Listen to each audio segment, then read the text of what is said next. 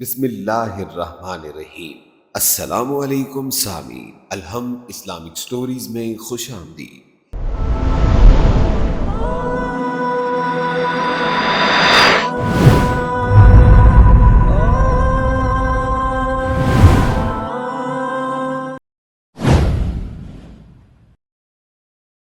آپ صلی اللہ علیہ وآلہ وسلم سب سے زیادہ شجاع اور بہادر اور سب سے زیادہ سخی تھے۔ جب کبھی آپ صلی اللہ علیہ وسلم سے کسی چیز کا سوال کیا جاتا تو فوراً عطا فرما دیتے تھے۔ سب سے زیادہ حلیم و بردبار تھے، یہاں تک کہ صحابہ نے کفار کی ایک قوم کے متعلق آپ صلی اللہ علیہ وسلم سے عرض کیا کہ ان کے متعلق بد دعا فرمائیے، تو آپ صلی اللہ علیہ وسلم نے فرمایا کہ میں رحمت ہو کر آیا ہوں، عذاب بن کر نہیں آیا۔ آپ کے دندان مبارک شہید کیے گئے، مگر اس وقت بھی ان کے لیے دعائے مغفرت ہی فرماتے رہے۔ آپ صلی اللہ علیہ وسلم سب سے زیادہ حیادار تھے، آپ کی نگاہوں کے سامنے کوئی چہرہ نہ ٹھہرتا تھا، اپنے ذاتی معاملات میں کسی سے انتقام نہ لیتے تھے اور نہ غصہ ہوتے تھے۔ ہاں، جب حدود خداوندی پر دست اندازی کی جاتی تو غصہ آتا تھا، اور جب غصہ آتا تھا تو پھر آپ کے سامنے کوئی ٹھہر نہ سکتا تھا۔ جب آپ صلی اللہ علیہ وسلم کو دو کاموں میں اختیار دیا جاتا تو ہمیشہ ان میں سے آسان کو اختیار فرما دیں تاکہ امت کے لیے سہولت ہو۔ آپ صلی اللہ علیہ وسلم نے کسی کھانے میں کبھی عیب نہیں نکالا، البتہ اگر مرغوب ہوتا تو کھا لیتے ورنہ چھوڑ دیتے۔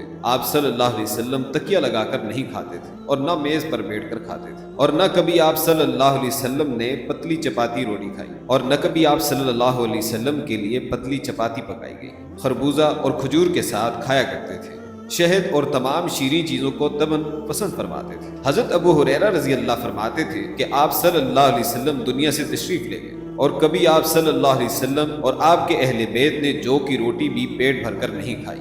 آپ صلی اللہ علیہ وسلم کے گھر والوں پر دو مہینے صاف اس طرح گزر جاتے تھے کہ چولہے میں آگ جلانے کی بھی نوبت نہ آتی، بلکہ صرف کھجوروں اور پانی پر گزارا ہوتا تھا۔ آپ صلی اللہ علیہ وسلم اپنا جوتا خود سی لیتے اور کپڑوں میں پیبند خود لگا دیتے تھے، مریضوں کی عیادت کرتے تھے۔ جب کوئی آدمی آپ صلی اللہ علیہ وسلم کو دعوت دیتا، خواہ وہ امیر ہوتا یا مفلس، اس کے ہاں تشریف لے جاتے۔ کسی مفلس کو اس کے فقر کی وجہ سے حقیر نہ جانتے تھے، اور کسی بڑے سے بڑے بادشاہ سے اس کے ملک کی وجہ سے مرعوب نہ ہوتے تھے۔ اپنے پیچھے اپنے غلام وغیرہ کو سوار کر لیتے تھے، موٹے کپڑے پہنتے تھے۔ سفید کپڑے آپ صلی اللہ علیہ وسلم کو بہت زیادہ عزیز تھے۔ کثرت سے اللہ تعالیٰ کا ذکر کرتے اور بیکار باتوں سے اجتناب فرماتے تھے۔ نماز کو طویل اور خطبہ مختصر پڑھتے تھے۔ غلاموں اور مفلسوں کے ساتھ چلنے پھرنے سے پرہیز نہ فرماتے تھے، کبھی کبھی ہنسی اور خوش طبعی کی باتیں فرماتے، لیکن اس وقت بھی واقعہ کے خلاف نہ بولتے تھے۔ تمام انسانوں سے زیادہ خندہ پیشانی اور خوش خلق تھے، عذر خواہ کا عذر قبول فرما لیتے تھے۔ حضرت عائشہ رضی اللہ فرماتی ہیں کہ آپ صلی اللہ علیہ وسلم کا خلق قرآن مجید تھا، یعنی جس چیز کو قرآن پسند کرتا ہے آپ صلی اللہ علیہ وسلم بھی اسے پسند کرتے تھے، اور جس کو قرآن ناپسند کرتا تھا آپ صلی اللہ علیہ وسلم بھی اسے ناپسند فرماتے تھے۔ حضرت انس فرماتے ہیں کہ میں نے آپ کی خوشبو سے بہتر کوئی خوشبو نہیں سنی۔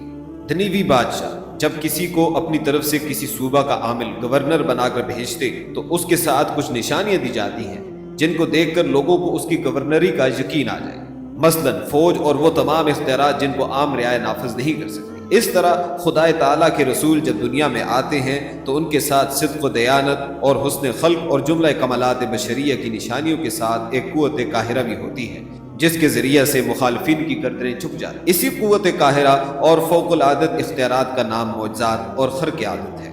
ہمارے رسول اللہ صلی اللہ علیہ وسلم کے معجزات کی تعداد اور کیفیت کے لحاظ سے بھی تمام انبیاء سابقین سے افضل ہیں اور زائد ہیں۔ پہلے انبیاء کرام کے معجزات ان کے مقدس ہستیوں تک محدود تھے، اور آپ صلی اللہ علیہ وسلم کا معجزہ قرآن آج بھی ہر مسلمان کے ہاتھ میں ہے، جس کا مقابلہ پوری دنیا کی ساری قوتیں نہیں کر سکتی، اور نہ ہی جنس و انس اس کا مقابلہ کر سکتے ہیں، سب کے سب اس سے عاجز ہیں۔ اس کے علاوہ چاند کے 2 ٹکڑے کر دینا، انگلیوں سے پانی جاری ہونا، کنکریوں کا تسبیح پڑھنا، لکڑی کے ستون کا رونا، درختوں کا آپ صلی اللہ علیہ وسلم کو سلام کرنا، درختوں کو بلانا اور ان کا آنا جانا، ہزارن پیشن گوئیوں کا آفتاب کی طرح صادق ہونا، وغیرہ وغیرہ۔ ہزاروں معجزات ہیں جو نہ صرف آیات اور صحیح احادیث میں وارد ہیں بلکہ کفار کی شہادت سے بھی ثابت ہیں، جن کو علماء متقدمین و متاخرین نے مستقل تصنیفوں میں ثابت کیا ہے۔ علامہ سیوطی کی خصائص کبریٰ اور متاخرین میں رسالہ الکلام المبین میں جو لکھے گئے ہیں، مگر اس مختصر رسالہ میں ان کی تفصیل کی گنجائش نہیں، اس لیے